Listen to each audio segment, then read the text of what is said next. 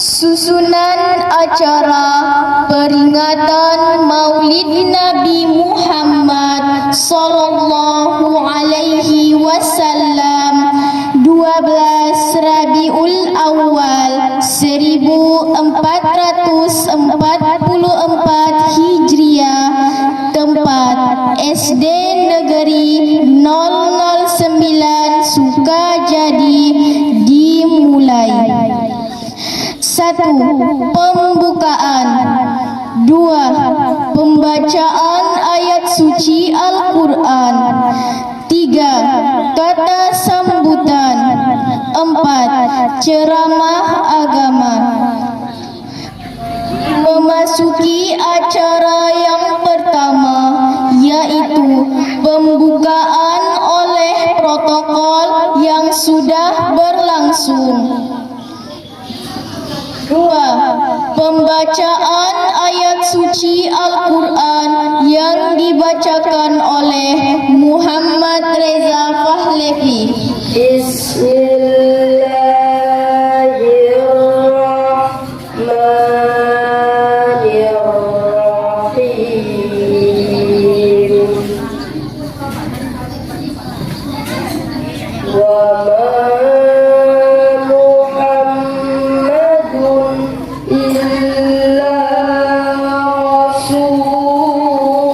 Bismillahirrahmanirrahim.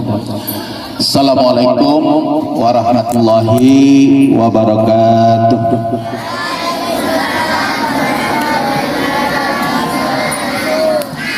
Selamat pagi dan salam sejahtera buat kita semua. Alhamdulillah, alhamdulillah rabbil alamin. Wassalatu wassalamu ala asrafil anbiya wal mursalin wa ala alihi wa sahbihi ajma'in. Allahumma salli ala Sayyidina Muhammad wa ala ali Sayyidina Muhammad. Yang sama-sama kita hormati Bapak Al-Ustaz yang sengaja kita undang untuk kegiatan di Jumat yang barokah ini, yaitu memperingati Maulid Nabi besar Muhammad sallallahu alaihi wasallam yang insyaallah saat ini sedang berlangsung. Yang kita lakukan berbeda dengan tahun-tahun sebelumnya. Ini kita lakukan cukup sederhana dan menggunakan taman sekolah. Yang sama-sama kita hormati Bapak Ibu Majelis Guru beserta staf SD Negeri 009 Sukajadi. Selanjutnya anak-anak kami yang kami sayangi, mulai dari kelas 1 sampai kelas 6, dan anak kami yang kami banggakan, tim Arabana SD Negeri 009 Sukajadi. Marilah kita tetap bersyukur kepada Allah Subhanahu wa taala dengan mengucapkan alhamdulillahirabbil alamin atas berkat dan karunia-Nya lah di pagi yang cerah ini kita dapat berkumpul bersama, saling bersilaturahmi dalam satu rangkaian acara memperingati Maulid Nabi besar Muhammad sallallahu alaihi wasallam, tepatnya pada hari ini tanggal 1 Rabiul Akhir atau tanggal 21 bulan Oktober tahun 2022 bertepatan dengan 1444 Hijriah. Untuk itu perlu kami sampaikan bahwa kegiatan ini adalah suatu yang sangat kita butuhkan pada saat ini, karena kita ketahui bahwa perubahan daripada keadaan kian hari menjadi tantangan buat kita semua. Maka untuk itu harus kita barengi dengan pembinaan sikap moral, pembinaan akhlak di dalam momen-momen kegiatan hari besar agama. Untuk itu kepada anak-anak kami semua nanti, supaya dapat mendengarkan secara seksama apa-apa yang disampaikan oleh Bapak Al-Ustaz, dan kami sangat berharap kepada anak kami yang di depan ini nantinya supaya tertib, ya, tertib. Dan kemudian kami sampaikan kepada kita semua, ya, kegiatan pagi ini merupakan salah satu, ya, dari profil pelajar Pancasila, yaitu, ya, di sana sudah disampaikan, yaitu berketuhanan, ya, yang Maha Esa dan berakhlak mulia. Jadi kita di sini dibina untuk beriman dan bertakwa kepada Allah Subhanahu wa taala, dan sekaligus untuk membina akhlak-akhlak kita semua. Jadi untuk itu harapan Bapak, ya, bahwa kegiatan ini mari kita mohon kepada Allah Subhanahu wa taala, ya, sehingga Allah memberikan kemudahan dan Allah berikan manfaat serta keridhoannya. Amin amin ya rabbal alamin. Kemudian kami sampaikan kepada Bapak Al-Ustaz, kami mohon maaf mungkin dalam penyambutan kegiatan ini dan tempat yang mungkin berbeda dengan peringatan-peringatan sebelumnya, kami menggunakan halaman atau taman sekolah dengan tujuan bahwa pembelajaran itu tidak selamanya harus berada di dalam kelas, dan hakikatnya pembelajaran itu bisa kita lakukan di mana saja. Untuk itu sekali lagi kami sampaikan, mari kita ikuti kegiatan ini dengan baik. Mudah-mudahan Allah memberikan keridhoannya buat kita semua, dan kita nanti bisa mentauladani dari sifat Rasulullah, karena Rasulullah itu adalah uswatun hasanah, ya, menjadi uswatun hasanah, menjadi suri, menjadi contoh yang baik, ya, dalam kehidupan kita. Itu adalah bukti kecintaan kita kepada Rasulullah Muhammad SAW, dan kita berharap semoga kita senantiasa istiqomah, ya, menjalankan sunnah-sunnahnya, dan selalu berharap sehingga kita mendapatkan syafaatnya di yaumil hisab kelak. Amin amin ya rabbal alamin. Demikian penyampaian kami. Mohon maaf jika ada kekurangan. Terima kasih. Kami mengucapkan saya sudahi dengan Assalamualaikum warahmatullahi wabarakatuh. Sampai yang kepada kelas 6, insya Allah besar menjadi orang yang hebat. Amin ya rabbal. Baik, kita mulai ceramah agama kita. Marilah kita bersyukur kepada Allah yang Maha Ghafur, yang memberi kita nikmat umur. Mudah-mudahan hidup kita makmur. Amin. Tapi sayang nak, banyak orang yang tak pandai bersyukur. Banyak orang yang tak pandai bersyukur, padahal umpannya udah bertabur, matanya mulai kabur, giginya sudah gugur, kulitnya pun sudah kendur. Sebentar lagi masuk ke dalam kubur. Toh nggak pandai juga bersyukur. Makanya syukur itu diajarkan mulai dari kita masih anak-anak, mulai dari kita masih kecil. Macam mana cara bersyukur kalau kita masih kecil?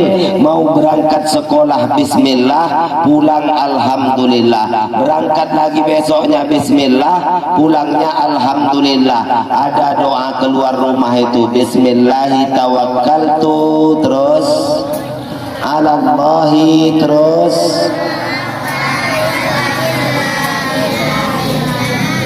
iya.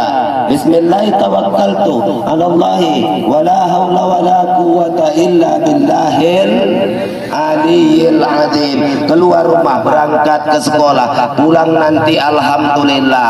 Kemudian mau berangkat, salam orang tuanya kalau orang tuanya masih ada di rumah.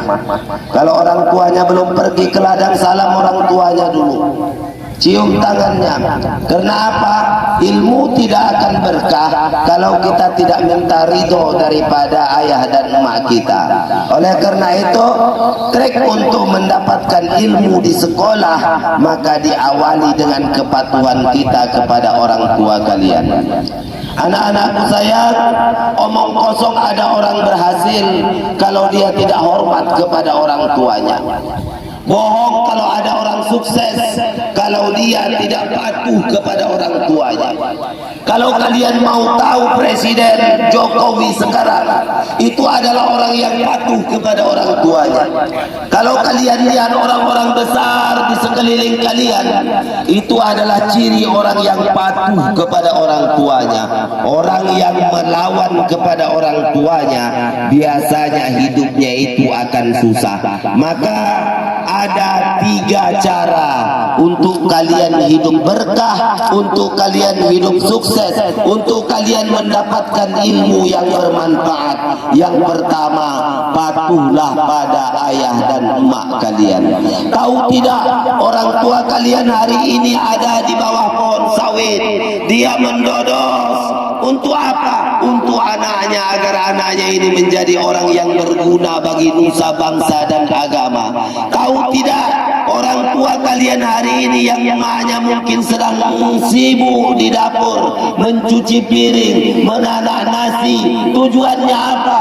Agar anak-anaknya berangkat ke sekolah bawa bontot dimakan menjadi darah daging, agar kalian itu hidupnya berkah. Itu bontot orang tua kalian yang siapkan, kalian tinggal makan. Tetapi kadang-kadang pernah enggak kalian melawan kepada orang tua? Ayo jawab dulu jujur. Pernah tidak kita melawan pada orang tua kita? Yang jawab tidak, bohong.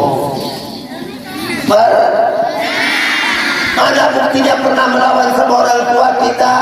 Ninja, sapu halaman, kata mamanya. Apa jawaban si Ninja? Itu melawan.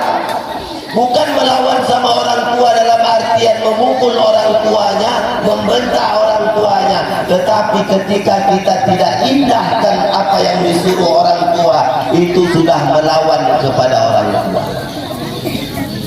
Anak-anakku saya, ada sebuah kisah di masa Nabi Musa. Kisah seorang anak yang sangat berbakti kepada orang tuanya. Pada suatu hari Nabi Musa mengumpulkan umat, beginilah kira-kira bapak ini Musanya, kalian ini umatnya. Apa kata Nabi Musa? Bertakwa kepada Allah, bertakwa kepada Allah. Kalau kalian tidak takwa kepada Allah, nanti ajab Allah itu datang. Siapa yang bertakwa, maka dia akan mulia di hadapan Allah. Siap Nabi Musa ceramah, tunjuk tangan satu orang tunjuk tangan. Ya Nabi Allah Musa, benarkah? Ya Nabi Allah Musa, benarkah kalau bertakwa kepada Allah mulia? Benar, kata Nabi Musa. Lantas siapa yang mulia pada saat ini ya Nabi Allah Musa?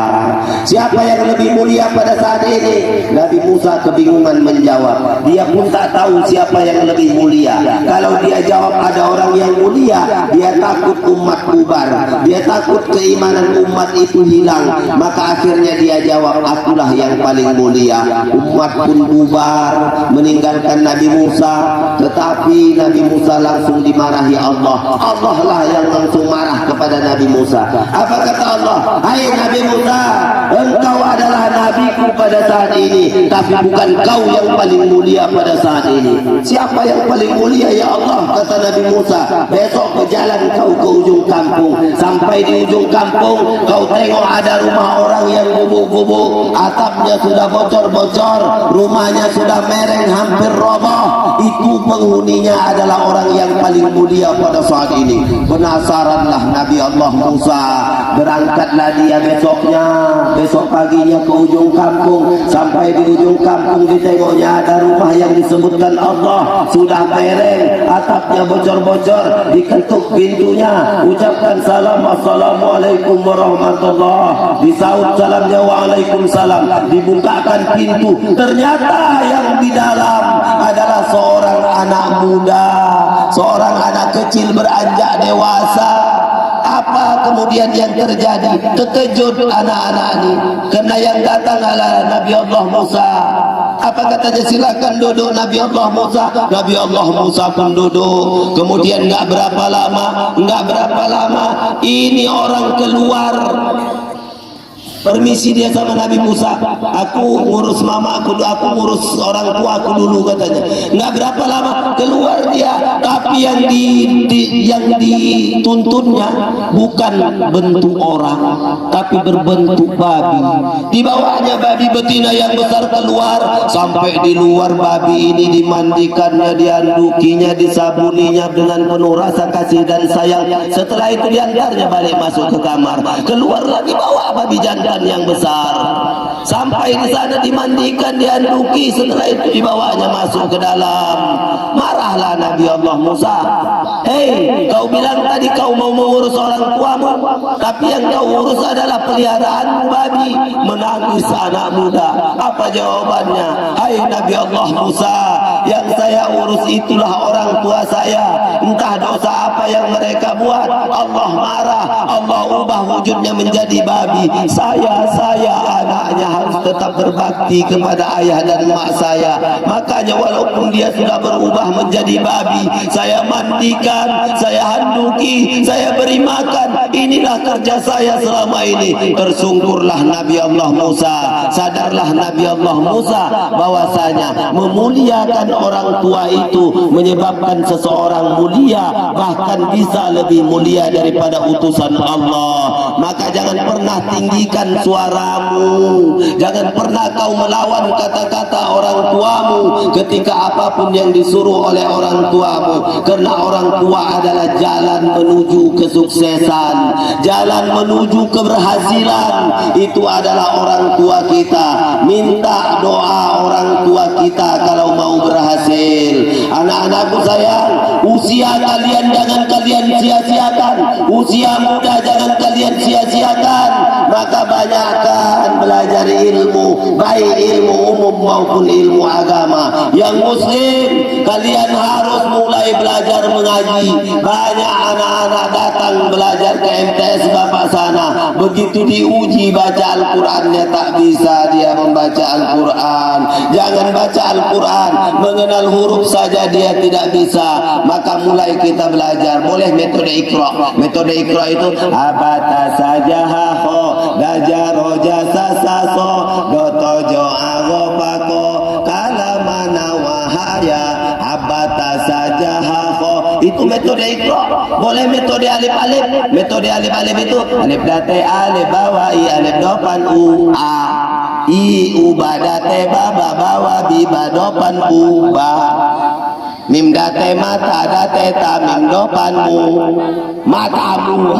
Ya, boleh metode alif-alif boleh. Yang enggak boleh, jangan sampai kalian tidak belajar mengaji, karena nanti ketika emak kita meninggal dunia, apa yang diharapkannya? Anak-anaknya membacakan Yasin untuknya. Kalau biasanya setiap hari Jumat kita baca Yasin, coba Bapak tes dikit-dikit aja bacaan Yasinnya. Biasanya kalau udah sering dibaca akan hafal. Bismillahirrahmanirrahim. Yasin wal Qur'anil Hakim ala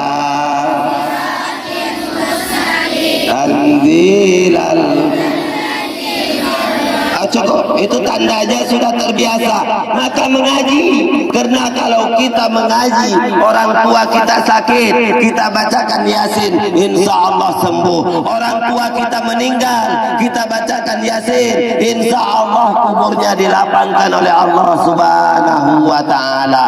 Tidak ada kata sibuk, karena kalian belum ada kesibukan. Yang bilang sibuk itu biasanya dia sibuk main HP, kemudian main game dengan HP-nya, sehingga dia lalai. Orang yang banyak main HP itu adalah orang-orang yang dia membuang-buang waktu, besarnya nanti insya Allah enggak sukses, insya Allah. Tapi orang yang banyak baca kitab, banyak baca Al-Quran, banyak belajar, mengerjakan PR dari gurunya, ini adalah ciri orang yang nanti besar menjadi orang yang sukses, insya Allah. Saya berdoa, yakin anak-anakku sayang, hari ini kalian memang masih kecil, tapi besok 10, 15 tahun, 20 yang akan datang, kalian sudah berani menggantikan Ustadz berdiri di sini. Yakin hari ini kalian masih kecil, masih kecil-kecil, tapi besok anak-anakku yang perempuan, kalian yang menggantikan ustazah kalian duduk di sana mendidik anak-anak bangsa, menggantikan Bapak Haji Mansaragi sebagai kepala sekolah, karena retak tangan kalian keberhasilannya itu tergantung pada usaha belajar kalian hari ini. Tepuk tangan.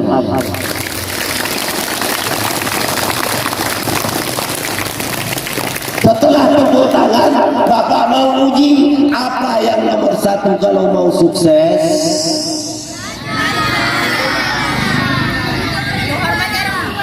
Patuh kita pada ayah emak kita. Patuh sama ayah dan emak kita. Kalau Ustadz bilang emak, kalian bahasa Indonesia lah. Ustadz kan orang Batak, emak kalau orang Batak. Kalau kalian emak, ibu, patuh pada ayah dan Yang kedua, kalau kalian mau mendapatkan kesuksesan, disiplin dan patuhlah pada gurunya. Ambil petuah guru. Sampai di sekolah, salam gurunya, cium tangannya.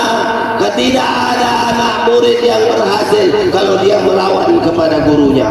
Apapun yang dibuat guru untuk kita, hari ini kau dijemur, kau didudukan di tempat yang panas, dalam hatimu bilang, Pak Guru pilih kasih, itu yang adik-adik kelas 1, kelas 2 ditaruh di tempat yang dingin, kami kelas 4, kelas 5, kelas 6 ditaruh di tempat yang panas. Bukan Pak Guru pilih kasih, tempat kita memang begini adanya, daya tahan tubuh kalian lebih tinggi. Kalau adik-adiknya dibuat di panasan nangis, kalau kalian bertahan, maka jangan pernah buruk sangka pada gurunya. Patuh pada guru, ini adalah kunci kedua untuk mendapatkan keberhasilan. Anak-anakku sayang, tahu nggak kalian Nabi kita itu akhlaknya mulia karena apa? Karena orang di sekelilingnya mulia. Kakeknya bernama Abdul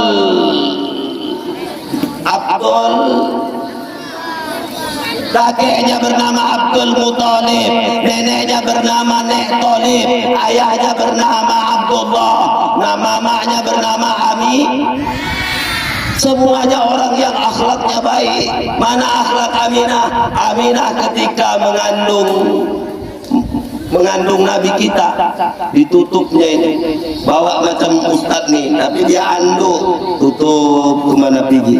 Beda dengan emak kalian mengandung kalian, emak kalian mengandung kalian, perut yang besar dinampakkan, kemudian berkipas-kipas, setelah itu menggaruk-garuk. Ada yang tanya sama Pak Ustadz, Pak Ustadz, istriku kalau dia hamil sering garuk-garuk, apa tandanya Pak Ustadz? Aku bilang, itu tanda istrimu orang yang gatal, aku bilang.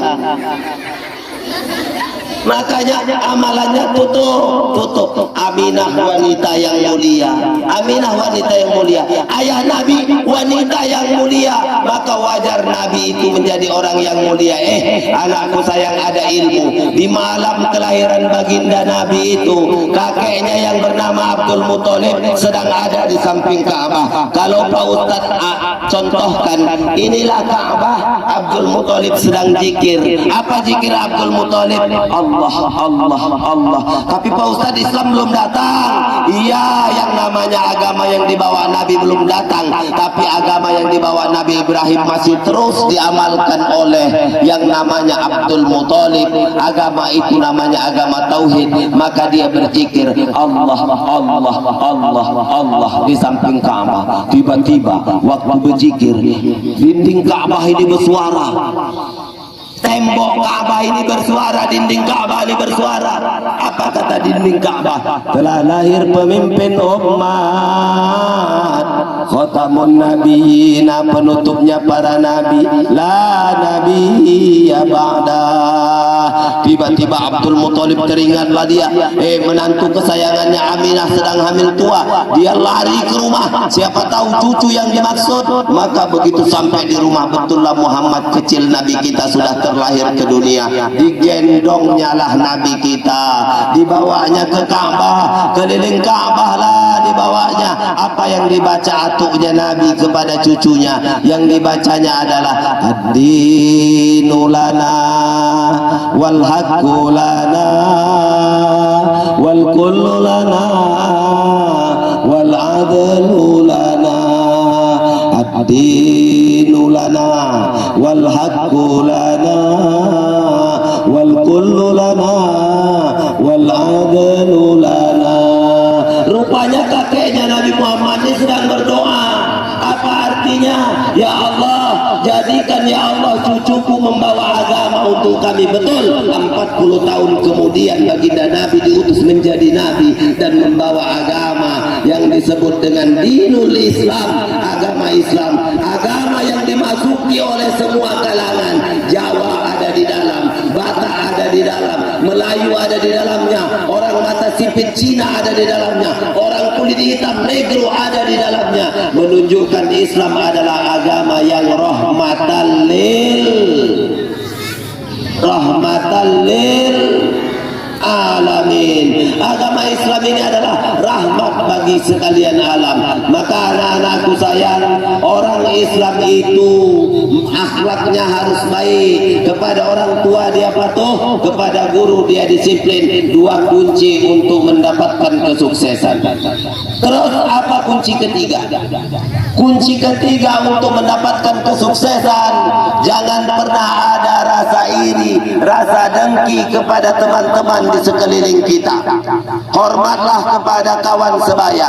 Maka ada lagu Ustaz ciptakan, mari kita semua patuh kepada ayah dan ibu, mari kita semua patuh kepada bapak guru, hormati yang tua, sayangi yang muda, seganlah kawan sebaya.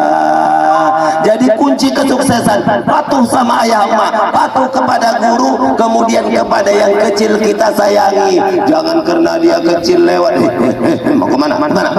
Jangan anggar besar karena ada yang lebih besar. Jangan anggar pintar karena ada yang lebih pintar. Jangan sombong anggar kekayaan karena ada yang lebih kaya. Maka patuh sama orang tua, sayang sama guru, patuh pada guru, kemudian sayang sama yang kecil, sama kawan sebaya. Jangan saling mengganggu. Tadi Ustaz kan duduk di belakang anak-anakku sayang sebelum acara dimulai. Begitu Ustaz tengok ada yang menghembus kuping kawannya, ada yang menyelintik kupingnya, ada yang nyenggol pantatnya, ada yang melempar pakai penghapus. Jangan. Memang Pak Ustaz kami berseloroh. Iya, dari seloroh nanti akan datanglah nanti pertikaian, begaduh. Maka tak jarang anak-anak bapak di MT sana bertumbuh antar mereka, begaduh antar mereka. Padahal besok berkawan lagi. Ada memang yang tak berkawan lagi. Ini anak yang tak bisa didamaikan, hatinya itu udah beku. Makanya anakku sayang sama kawan-kawan kita, merasa senasib sepenanggungan, merasa sama-sama dibesarkan di bawah SD Negeri 009. Maka kita harus seia sekata, senasib seperjuangan. Apapun yang dibilang orang tentang sekolah kita, kita harus berbesar hati. Kita harus bangga kalau kebaikan yang disebut, dan harus marah ketika sekolah kita ini harus dicaci maki. Maka anak-anakku sayang, kunci kesuksesan bawa pulang. Baginda Nabi sudah ajarkan itu melalui kakeknya yang berdoa untuk anak-anaknya. Selanjutnya anak-anakku anakku sayang, cinta dengan Nabi. Anda cinta dengan Nabi, solawatan dulu yuk. Salatullah salam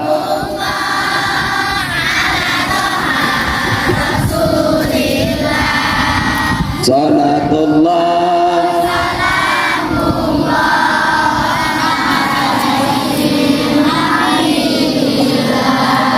Bapak sampaikan dua jalan keselamatan hari ini. Selamat sukses dunia dan akhirat. Sebenarnya ada 5, tapi Bapak sampaikan cuma 2 mengenang suara yang sudah mulai habis ini.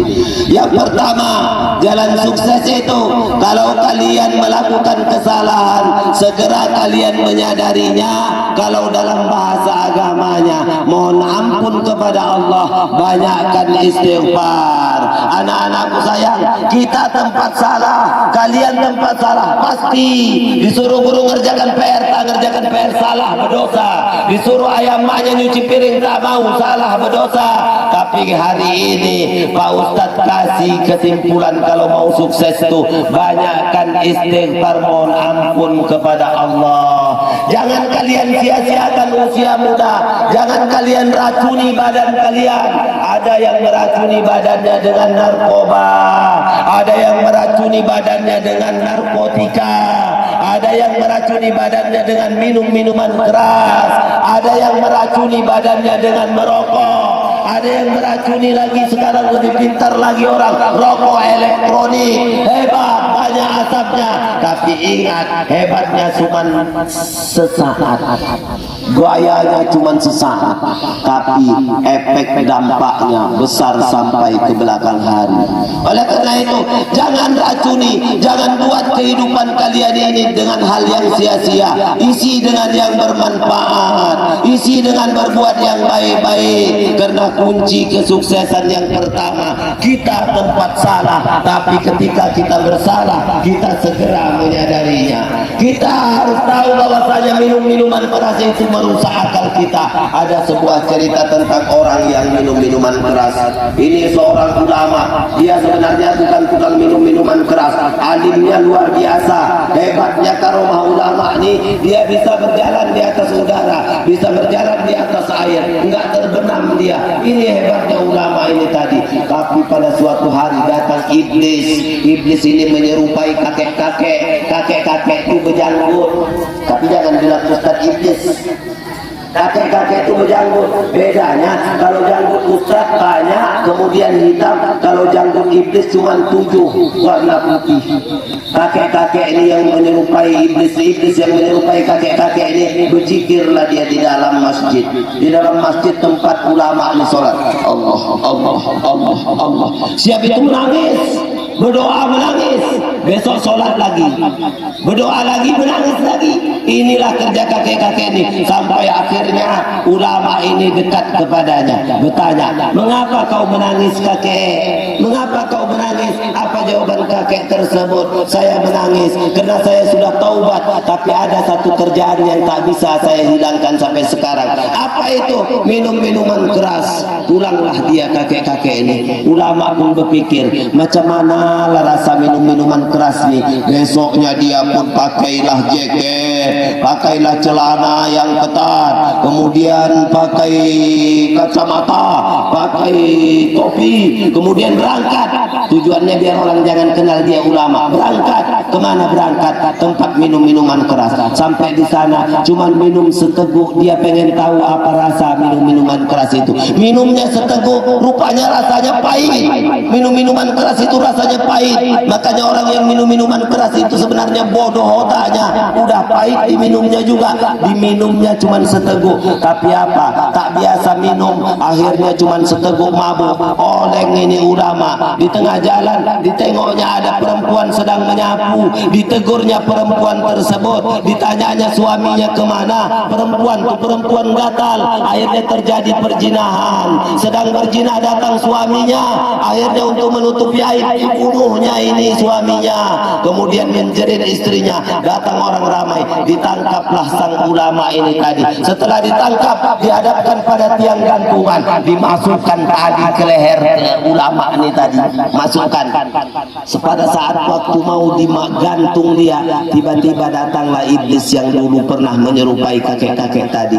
Apalah dia berkata, hei ulama, katakan ada Tuhan selain Allah, maka engkau akan kuselamatkan. Katakan ada Tuhan selain Allah, maka engkau akan kuselamatkan. Akhirnya sang ulama mengangguk. Pada waktu mengangguk, ini pijakan kakinya disepak oleh algojo. Menjulurlah lidah si ulama, mati dalam keadaan su'ul khotimah, mati dalam keadaan musyrik. Ini ulama hanya gara mencoba minum minuman keras. Jadi anakku sayang, jangan kau racuni dirimu dengan minum minuman keras, jangan kau racuni dengan narkoba, jangan kau racuni dengan sesuatu hal yang tidak bermanfaat. Tugas kalian hari ini adalah banyakkan belajar. Satu, kalau mau selamat dunia akhirat, rajin kita membaca diri, sadari kita tempat salah, mohon ampun kepada Tuhan, mohon maaf kepada ayah, emak dan guru kita. Yang kedua ini khusus untuk yang muslim. Yang muslim, kalau kalian mau selamat, maka dirikan sholat, mulai belajar sholat. Sebesar kalian, Pak Ustaz kami udah wajib sholat, belum? Pasang, ayo pasang kupingnya, angkat tangannya, berdoa kita kepada Allah. Yuk mulai. A'udzu billahi minasyaitonir rajim. Bismillahirrahmanirrahim. Alhamdulillahi rabbil alamin, wassalatu wassalamu ala asrafil anbiya'i wal mursalin wa ala alihi wa sahbihi ajma'in. Amin. Allahumma salli ala sayyidina Muhammad wa ala ali sayyidina Muhammad. Allahumma ighfir lana dhunubana wa liwalidayna warhamhuma kama rabbayana shaghira, wa li jaddina wa li jaddatina wa li masyayikhina wa li asatijatina wa liman hadarana wa liman ghabana wa li ustadina wa li jami'il muslimina wal muslimat wal mu'minina wal mu'minat bi rahmatika ya arhamar rahimin. Allahumma la tada' lana dhanban illa ghafartah wa la hamman illa farajtah wa la daynan illa qadaytah wa la hadatan min hawaijid dunya wal akhirati illa qadaytaha ya Allah ya arhamar rahimin. Rabbana zalamna anfusana wa in lam taghfir lana wa tarhamna lanakunanna minal khasirin. Rabbana atina fid dunya hasanah wa fil akhirati hasanah wa qina adzabannar wa sallallahu ala sayyidina Muhammad wa ala alihi wa sahbihi wa sallam. Subhana rabbika rabbil izzati amma yasifun wa salamun alal mursalin walhamdulillahi rabbil